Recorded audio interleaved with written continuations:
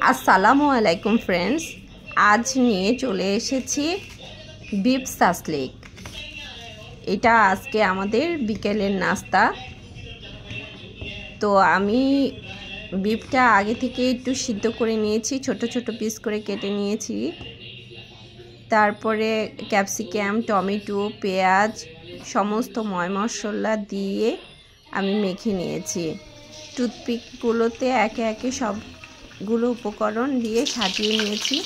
আমার কাছে বড় স্টিক ছিল না, সেই কারণে আমি টুথপিকেই করে ফেলেছি সাসলিকটা। এখন আমি একে একে ভেজে নিচ্ছি। ভাজাভাজি হয়ে যাচ্ছে, একটু লাল লাল করে ভেজে নিলে টেস্টটা আসবে বেশি। এখন পরিবেশনের পালা। ধন্যবাদ, ভালো থাকবেন, সুস্থ থাকবেন, আল্লাহ হাফেজ।